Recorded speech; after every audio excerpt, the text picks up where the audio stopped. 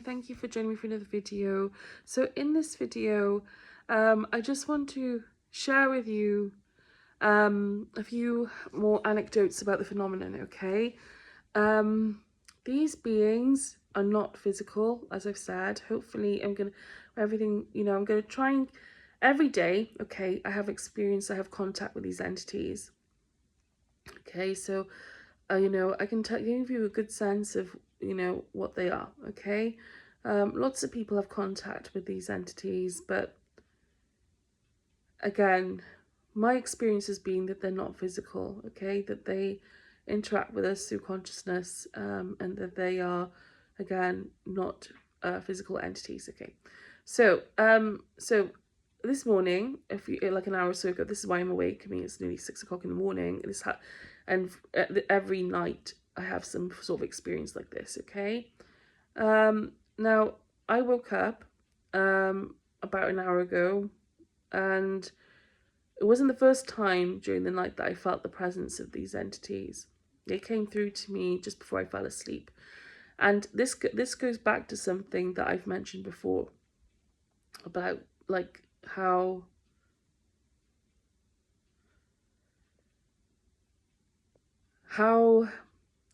the reason why primarily I think we have more reports of contact experiences at night is because people are more tired. They are in more prone to altered states of consciousness, as some people would say, that expression. And the more we detach from our body, the more relaxed we are, the more detached we are from the physical. So the more immersed we are in, like, the more detached we are from like this sort of perceptual, like the sort of engaging with the the taking in, so to speak, the perceptual aspect of the world, the more the easier it is for these beings to interact with us, or for us to note to engage with us. We're more accessible to them in those moments, okay? What was I going to say? So about an hour ago, I woke up, and that I could see. I was sat up. This very don't worry about that bit. But I was sat up. Okay, I woke up and I was sat up, and that happens to me quite often. And so I may have even fallen asleep in that position. I can't remember, but I was sat up, and out of the corner of my eye, and I could feel their presence. As soon as I woke up, I could feel their presence. As soon as I woke up, I could feel the presence of these one of these beings. Their presence makes my stomach flip. Okay, it gives a super. It gives a super, like I said, it makes me go into fight or flight mode. There's something very instinctive that happens when I have contact with these entities, where I just, again, I don't know what it is exactly. I don't know if it's the type of energy of which they're formed, but whatever it is, again, it takes me into, like I said, a fight or flight type response, okay? Where I just feel like I panic a bit, and I don't feel very comfortable. Like I said, it's a very sort of again, it triggers my survival mechanisms, okay, so to speak, okay? And so I woke up and I could see, like, in my mind's eye, this entity next to me, and it looked again like like a sort of how can I say it, like a hybrid, an entity that looked a bit like a cross between a grey and a human, okay? So a future human is what I'm saying, okay? I believe that I saw basically like a future human, but I also know that I felt the sense or the presence of, beneath that or around that entity, greys, okay? The entity, I believe, was probably dressed in black, just with the vague impression I had of it. This is very typical of greys, okay? Very, very typical of greys, and watchers. Watchers wear all black. The Watchers wear all black, okay? And so do Greys, okay? That's why you see, like, that's why Skinny Bob, who, you know, people that tape that circulate, you know, footage that circulates on the internet of that supposed alleged Grey, which I don't believe is real. I sort of went down that rabbit hole last year in quite a big way, but I don't believe it's real, okay? I don't believe we have physical bodies of Greys, because they're not physical. They're not physical. They are what you may call Jinn. Some people call Jinn in Islam, they call them Jinn. Some people call them demons. Some people call them astral entities. You know, which I don't tend to stay away from language that like demons and things like that. I don't really like. I don't because it's not part of my metaphysical framework. Like I don't use that sort of language. I don't want to give it power, and I don't. It's not my part of my ontology. You know, and there's more to it. I believe there's more to this than that, but it doesn't matter if people want to call these entities. It's all an approximation. If people want to call these beings demons, that's up to them. Whatever, that's fine. Okay, yep. Obviously, they don't need my permission, you know. But yep. Anyway, so these beings are not physical. I would be incredibly surprised if you were to find physical bodies of beings, like I said before, in like some sort of storage facility on some Air Force base or somewhere, you know, and you know, I don't know, wherever. You know, I would be very surprised if you were to find that, because I have seen no evidence since my interaction with these beings began formally or consciously, so to speak, a few years ago. And, you know, I have to say, like, I mean, my sense is, given the recollections, like, I've had, the suppressed memories that have sort of surfaced, and the way things I've been shown by guides and through consciousness, is that these beings, I've probably been in my, like, like, I mean, in everybody's, okay? Like, it's not just me, really, at all. Well, not at all. But, like, I mean, what I'm saying is that, like, they have been around us. They're around us, but we don't see them. Okay? They are there, but they are not perceived by our, like, waking senses, so to speak.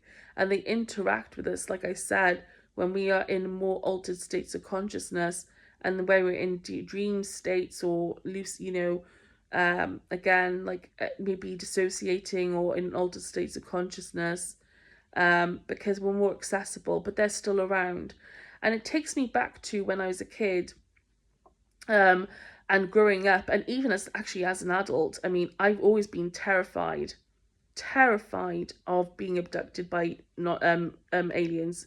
Terrified of it. Fast, like really curious about them, like very, very curious about aliens and E.T. You know, E.T. was my favorite film, one of my favorite films as a kid. You know, like I loved that film so much. You know, and like I've always been like, but at the same time, very scared of being taken by these beings, like in a sense, and that has other, maybe has other, you know, reasons for that as well. But at the same, but as well, you know, I've always had like a very like at night time. I remember when I was a kid, and I used to look out of the window at our home, and and it was dark, and I don't think I had, I don't know if, I don't know what, I don't know, I could just remember like just looking out, and it was very dark because we lived quite rural, in quite a rural area, and I just remember thinking, I just, this feeling, or just worrying that something was out there, okay, and so very, very paranoid in that sense, like sometimes about that, and you know, but the truth and the irony of that, or the sort of the truth of that, is actually they probably were, they probably were, like in the same room as me, even potentially, or you know, they're like I said, or some, or entities, you know, again, we're never actually truly alone. I've been shown I've been shown how like I said, from a post-death state, that these beings,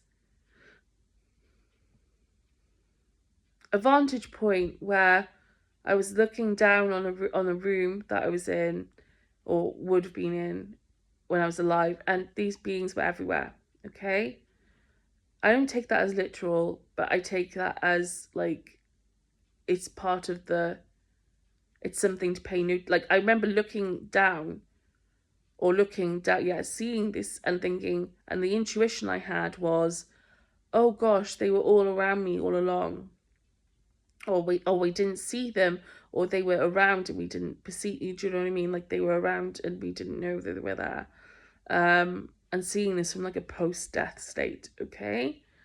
But I knew this anyway. All right, I knew this anyway. Like as in, like before that point, what I'm trying to say is like not what I'm trying to say is I'd already determined, I guess, that we couldn't see these beings and they were around us. Okay, but the point is that confirmed my suspicion about that. And I've seen, and what I'm trying to do, it's really hard to talk about this without sounding like a know-all Nelly. I don't know everything, okay? I don't know everything, and I don't. And again, people who speak about this, they have to be really like. I mean, have to sort of cut. Especially if they have very like, how can I say it? Like, very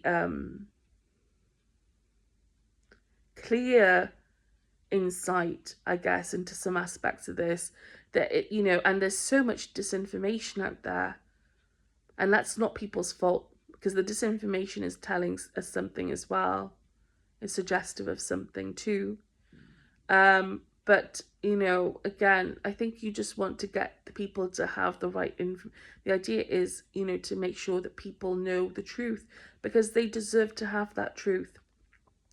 There's nothing to fear about these beings, but what we are dealing with, like I said, and I don't believe for 1 minute that our rooms are crawling with greys. Okay, that's not what wasn't the point of the vision. The point was to illustrate that like they are around us, even though we can't perceive them, that they're not physical beings. Okay, there's nothing to fear. They don't control this world. God is real. God is real. God, all it is, source is real. We came here for a reason. We chose to come here. We chose to come here. We chose to have this experience, but we also at a critical point, like I said, and it feels like there is a bit of a spiritual battle going on. Okay. And I think that might be to do with the fact that we're coming to an end of, going through a planetary changes, we're at a transition point, we're going into a new human era, and there's a bit of a tug of war going on, or a clearing up going on within our consciousness. And there's a bit of a tug of war going on as well, spiritually speaking. This is why I think, many people, like, again, it's more important than ever to go within to realize our true nature as souls, that we are not our bodies, that not to identify so much with the perceptual world, to come out of that, to disidentify with your thoughts and your bodies more and more, not to the point where you completely lose grip of reality, or so to speak. But like, I guess what I'm trying to say is like it's about relief of suffering and breaking the human trauma cycle, and we're being invited to do that. But like I said before, regardless of what happens, again, everybody's life is beautiful. Okay, it's just this is something that I've noticed. Okay, so what are we dealing with here? We're dealing with the metaphysical consciousness, issues around consciousness. We're dealing with the spirit. Like this is a spiritual issue, really, more than there again. Language is an approximation of truth. It's not true. Like you can only words are not really adequate to describe anything in its totality. They are basically just like words are just they are what they are. Yeah. I mean, again, they're an approximation of truth. They're not like we can't be literal about language, but we can. If you want to be literal, that's also fine. Fab, that's great. But And that's the beautiful thing, is that everything is fine. Like everybody's lived unconditionally, but and there's a reason for everything. Okay. But yeah, there's a lot of noise around the LHI issue that is actually not true. Like, it's fiction. There are no bodies. I can't see there are bodies. I'm sorry. I can't see that there are bodies. That I can't see.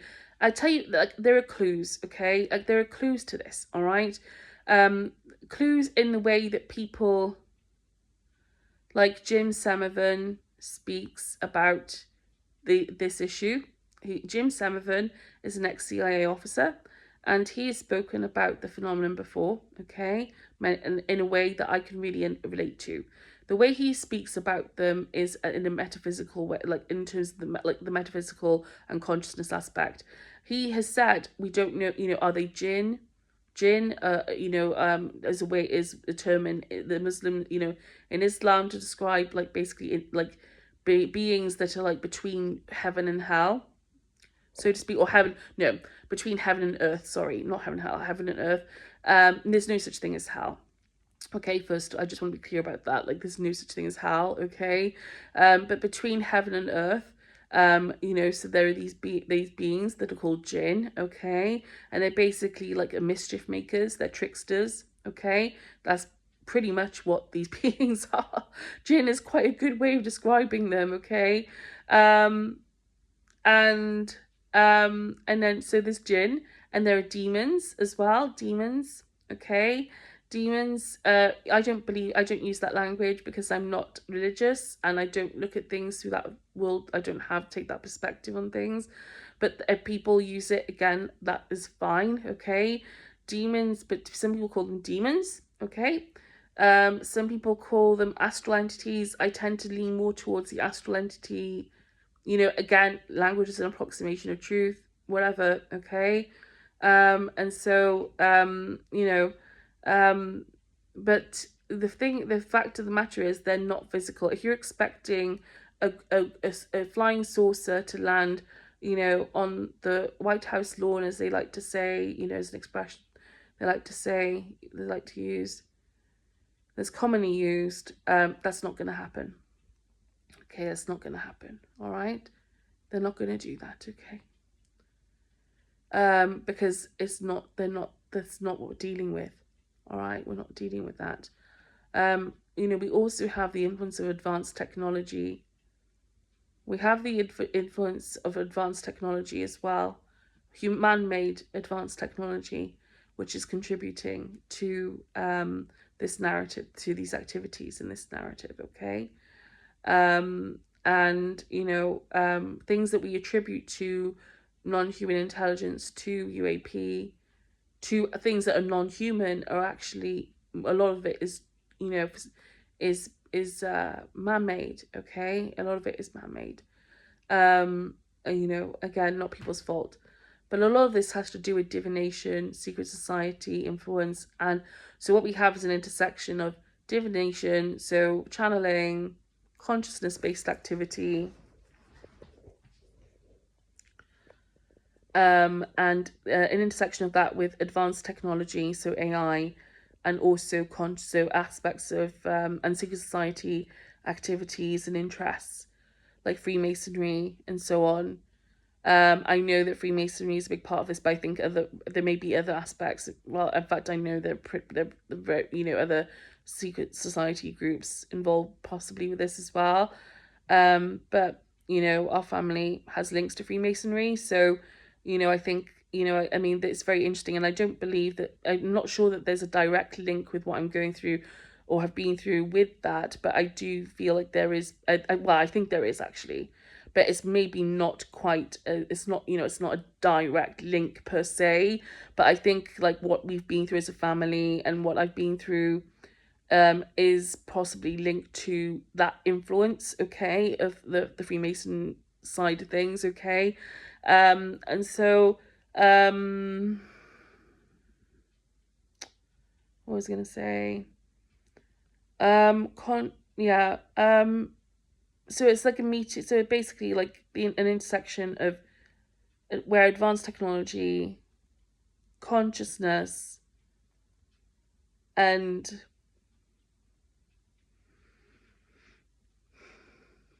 secret society interests meet without blame, okay, without blame. I say that without blame, all right, because there's a reason and a season for everything, and we've got to look at, like, again, the eternal child aspect and how people are influenced by these entities through consciousness, through dream states, altered states of consciousness, through perception. These beings are very capable of eliciting reactions from people, and manipulating our perceptual, like, experience, our daily lives, through, provocations, false memories, the emotional triggering, all kinds of things, like imprinting on our consciousness while we're sleeping, and having dreams. So, again, they have a big, they have a big, they have a big part to play in our in our conscious experience, okay? But they influence through the subconscious, and there are programs that, or there are activities that take place on the planet that reflect that. The sort of mirror that sort of approach in many ways, that use things like neurolinguistic programming, for instance, or the power of thought, the power of suggestion, the power of thought is well known by some, who work in these communities or in those programs. Again, I say that, and it's like, it makes it sound like so menacing, but it isn't. Okay, it isn't menacing. It's not what it sounds like. Okay. So what was I going to say? So Jim Semivan has spoken about these beings as potentially jinn, and or demons, or he's spoken about them in a metaphysical context, and that their presence would bring. So there's a concern in these communities about how social order could break down if people knew the truth about what these beings get up to and what they are. Okay. And like, our sense of reality would completely flip if people knew the truth about what they are. Which, yeah, it is true, but still, people deserve to know the truth. It's nothing that we can't transcend, like we can't overcome, but nonetheless, people deserve to know the truth. And so about the reality, but it's not the fault of these people either that this hasn't come out. It's not their fault. Again, I know I say this a lot. Say this a lot. But the fact that this information hasn't been divulged to the public is not the fault of the people who keep it back. It isn't. It isn't their fault. Like, as much as people would like to think it is sometimes, oh, the CIA, this, and MI5, whatever, the armed force, oh, they're the boogeyman, or like they keep, they're really evil, or like they're keeping things back because, they don't care about people, they're just not nice people, whatever. And that's just not true. Like, I don't think that's true. I think it's very complicated. I think there are lots of reasons why this is the case, and it's not all straightforward in that sense. Like, there are lots of considerations, lots of influences, different people, different personalities, different interests, different ideologies, lots of things to consider, religious factors, belief systems, and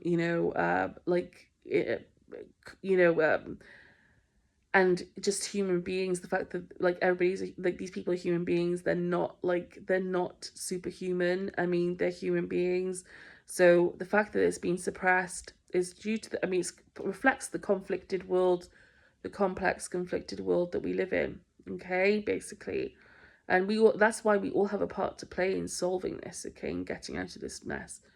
And so it's not all their fault, okay? So it's not their fault at all. We all have a part to play in solving this issue, okay?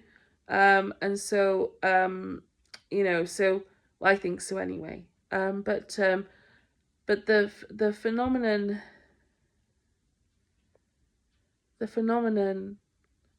are described by people like Jim Semivan in terms of the metaphysical subconscious space. So he said, it would bring up issues of free will. It would bring potentially cause maybe a bit of a breakdown in society if people knew the truth about what these beings are up to. The fact that these programs exist where hybridization takes, like AI hybridization, is experimented with, and which involves non-human intelligence as well. Okay, as in, because these beings are AI. These beings are a form of AI. Okay, they're a form of AI. Okay, um, they're an AI hive consciousness. Okay, and that is why, like, again,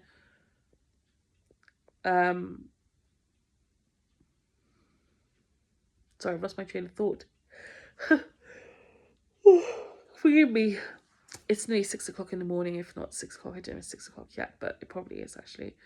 But anyway, so so non-human. So these beings are a form of I believe. Okay, they're a form of AI, and but non-human. So this hybridization involves conditioning of consciousness, conditioning of the human mind, conditioning of physiology. Okay, conditioning through neuroweapons, through trauma, grueling trauma, challenges, adversity, okay, because I know this firsthand because it's my experience. I'm speaking from direct experience, okay? And the reason for that, I believe, is because not only for the, like, to sort of well, it is, a lot of it is to do with like the seeing how far you can push the human mind and so on, and and other things as well. But I also think, in terms of how this relates to non-human intelligence, I believe that this has a lot to do with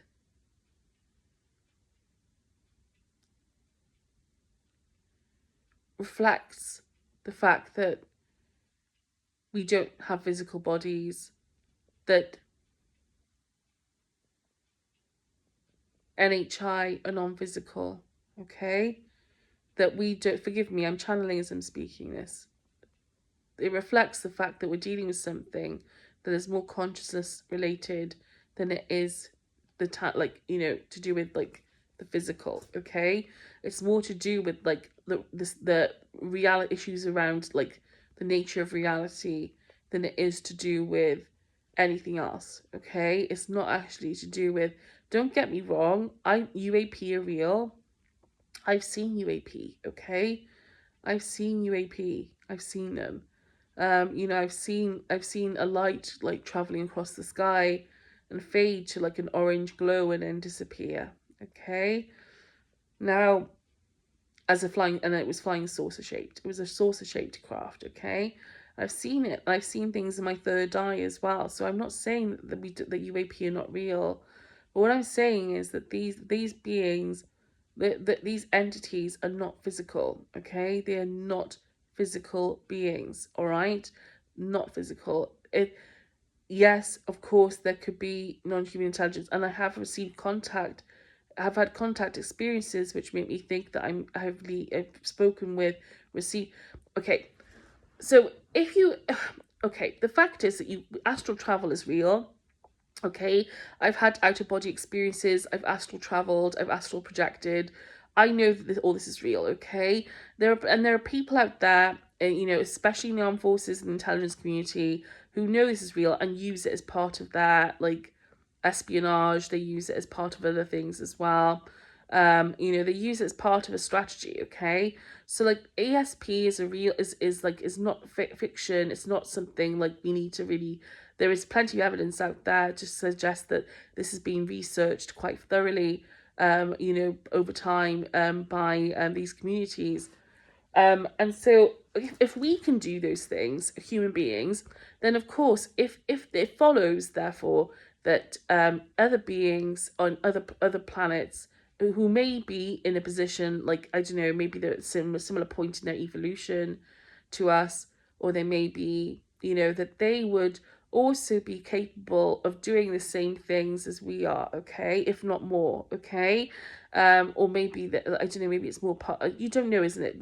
The fact is that we all have this capability, everything, like everything in the universe, every being, every sort of sentient form of life in the universe, it would have, or and on full stop. I mean, my personal view on this is that everything is animated by God, source, all that is, like it's energy, okay? Everything is animated by that. Everything is part of all that is God, source. Everything is part of it. Everything.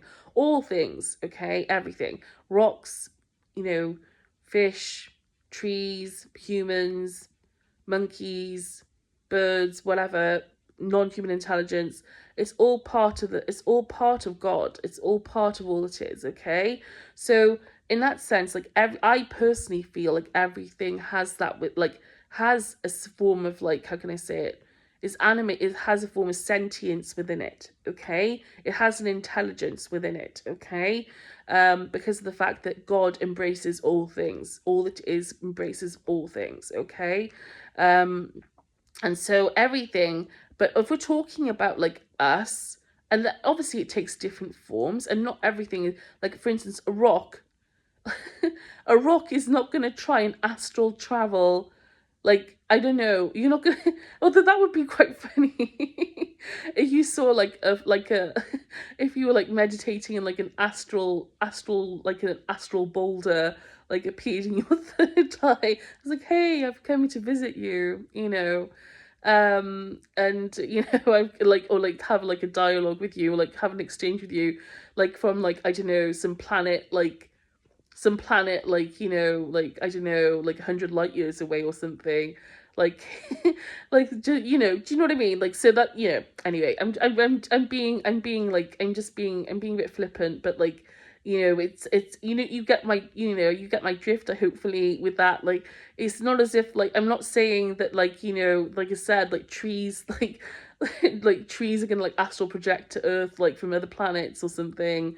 You're gonna see, I'm not saying that, okay? But what I am, like, but what I'm trying to say is, like, we all, like, all things have like a animated, by that animated by something that is more the transcendental, by consciousness, by God. And basically, we're not the only entities, beings out there that would have this ability to do these things. I guess what I'm saying is that we're more likely to encounter a non-human intelligence. When I say that, not AI in this context, I'm talking about actual, like, beings, physical beings, like physical non-human physical aliens, okay, for instance, okay, but maybe that's the right word to use now, but extraterrestrials, okay? We're not gonna, it's more likely, I think, that we're going to encounter them through consciousness than we are through, like, from seeing spaceships, okay? But yes, spaceships, yes, absolutely, yeah, why not, okay? But it's more likely that we're going to encounter them through consciousness, through them interacting with us via astral travel, for instance, via telepathy, ESP. It's way more likely, okay, that we're going to be able to interact with them on that basis than again, them journeying to us, like, from, like, over the course of thousands of years, unless they've discovered, like, which is very possible, like wormholes, like ways of traveling to us that would be cut across, like, time very quickly. Why not? Like, that's also possible. But my feeling is that, like, again, it's way more likely, way more, like, much more safer as well for these beings, probably, to try and to use ESP and consciousness to dialogue with humanity or other beings or other forms of life in the universe, okay? Because it's who we are, essentially. It's part of who we are. Again, this doesn't preclude the possibility of there being UAP, but and there are UAP, like I said, or like what, and like craft and spaceships and so on, and different. Because I've seen them in my mind's eye. I've seen like a black triangle in my mind's eye. Okay, I've seen a black triangle. Okay, but I can't tell you where that black triangle came from, and I don't believe it was human in any way because of the markings on it and so on. But I don't believe at the same time. Okay, I don't believe that that black triangle is something which I believe that it's possibly elsewhere. Okay, is my feeling. It came from elsewhere. Okay, or that it may be like, I tell you what may be happening, and it just came to mind, okay, is that around us is basically like another, how can I say it? Another, well, it is, I mean, I've said this before, another plane, another strata, and, you know, it's adjacent to ours. But what may be happening is when some of these things are observed, potentially, is that for a moment, and I think this is very possible as well, for a moment, okay, you know, we are sort of, there are things happening around us, like I said, that we can't see, but for a moment there, it's like almost like we are in getting a window into a different time, a different space, because everything is happening in reality. Everything is accessible and happening simultaneously in the whole totality of all it is. So, for instance, we could be, it's very possible to observe things, I think,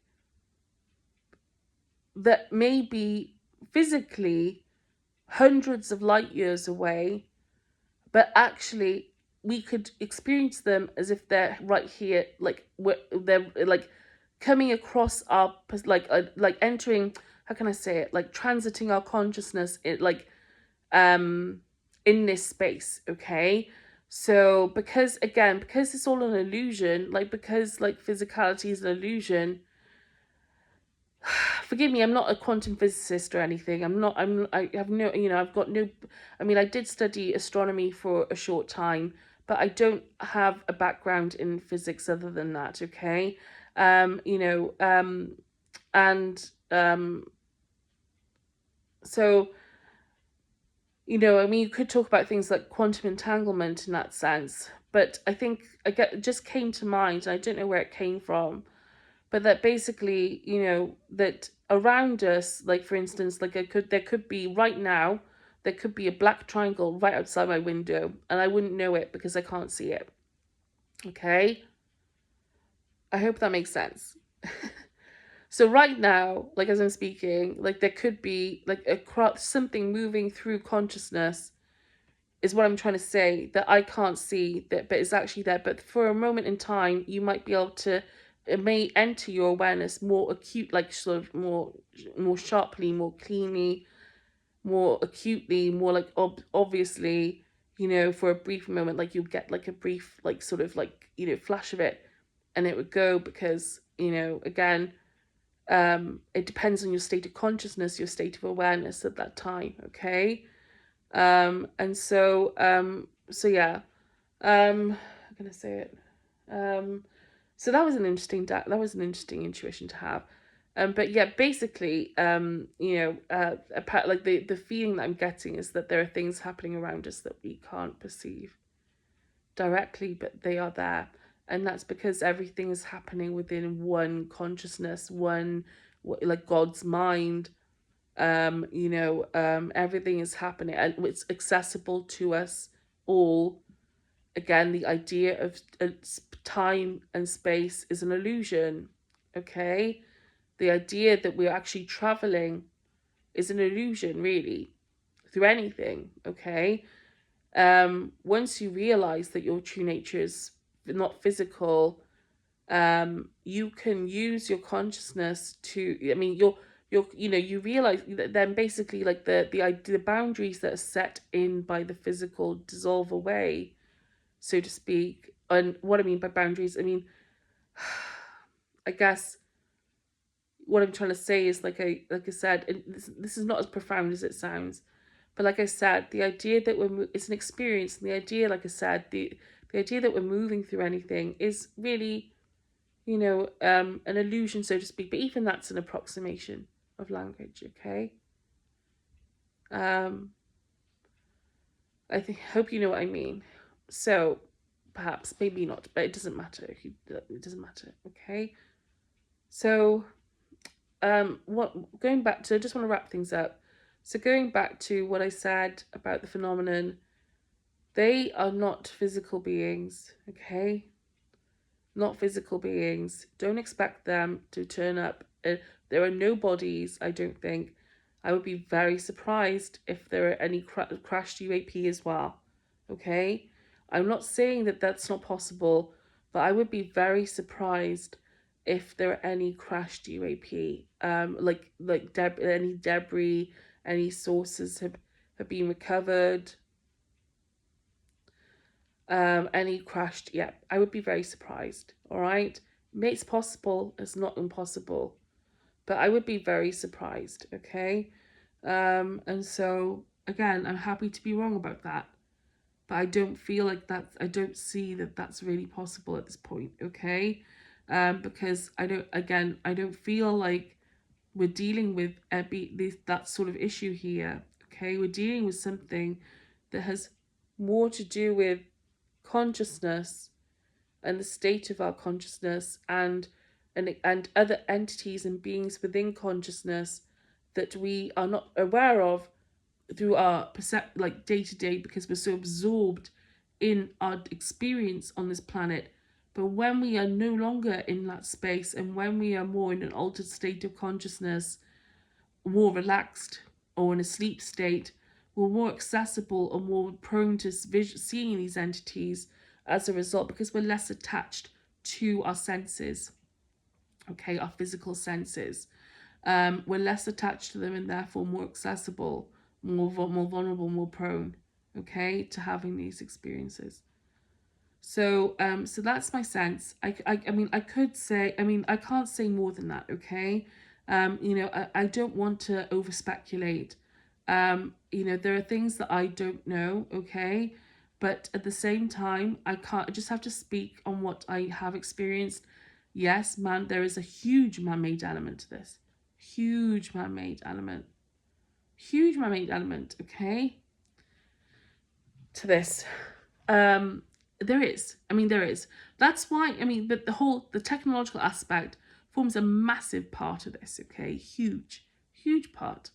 It's through that experimentation with technology and advanced technology, and, the interest in consciousness that has been cultivated within these groups and advanced technology, that is sort of, and it's not obviously, yogis have and Jesus, like, channel, I mean, we've been channeling for eons on this planet. Okay, so interactions with consciousness is not a new thing, but I guess what I'm trying to say is that, like, exploration through a scientific lens of consciousness especially is not a new thing. Okay, oh, not a new thing. It's very much owed to those sorts of endeavors, like, within these communities.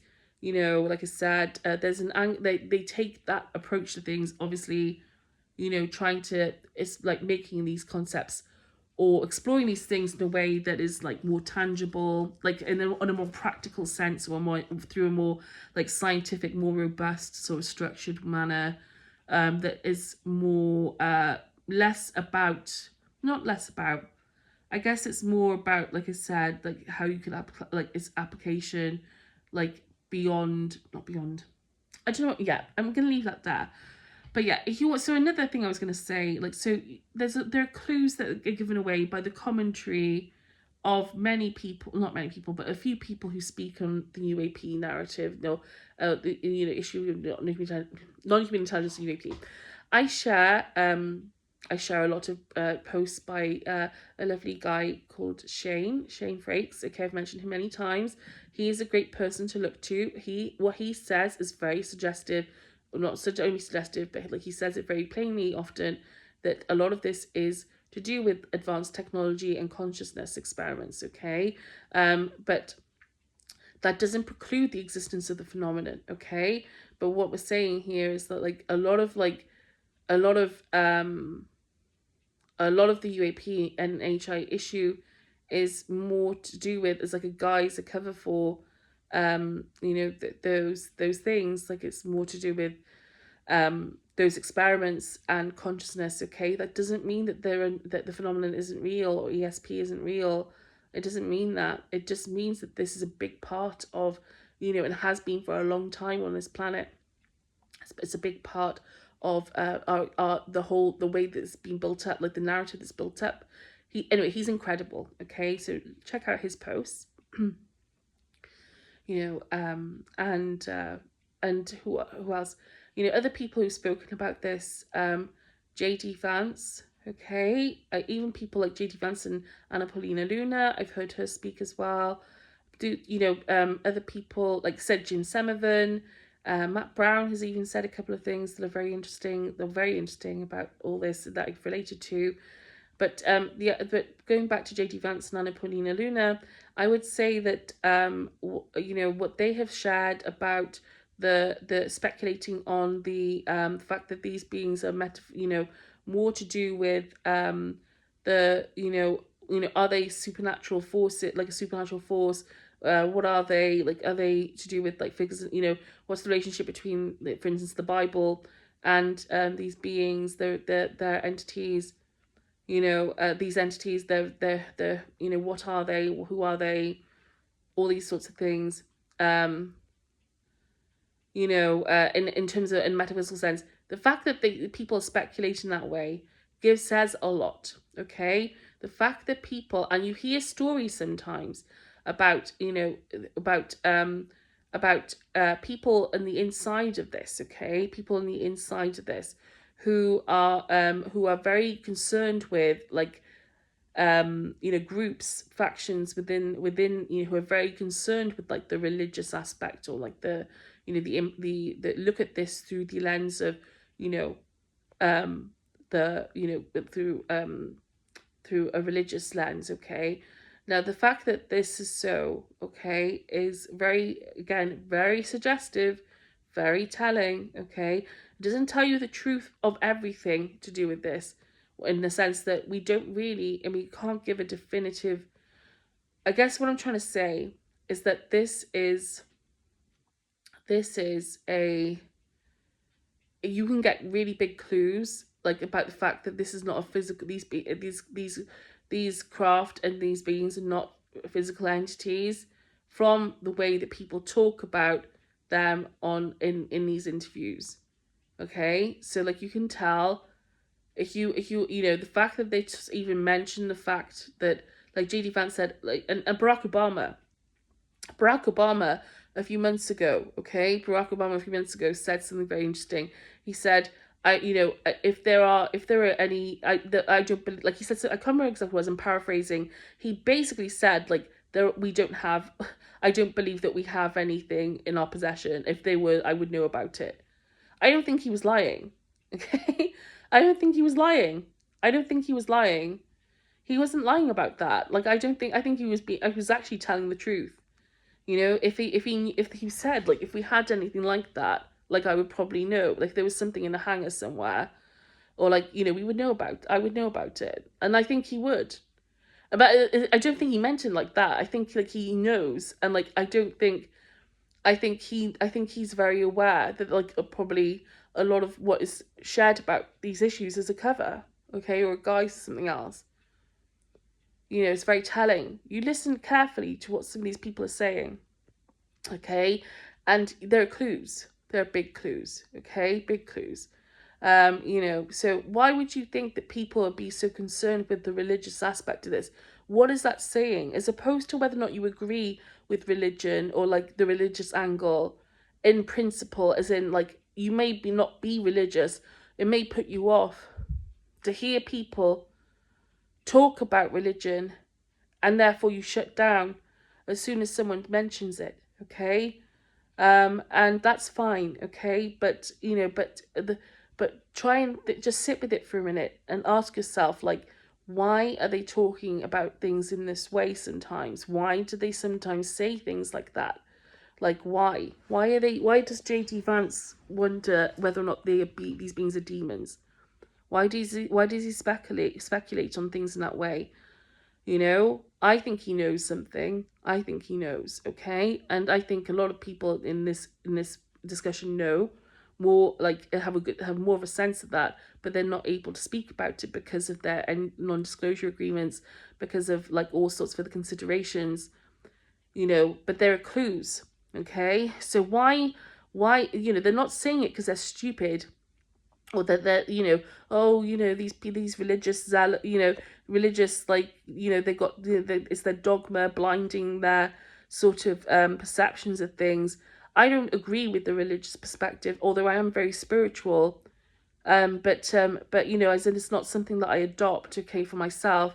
I'm very spiritual, but again, not religious, okay. But yet I respect religion, and I think there's a lot we can take from it. But again, you listen carefully, okay, to what they're saying. There are clues being given away, okay. Just listen to it, and you'll hear it, okay.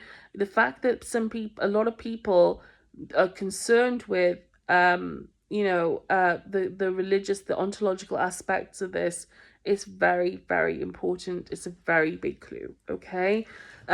What are we dealing with in that sense? Why would people be so concerned about that aspect? Why?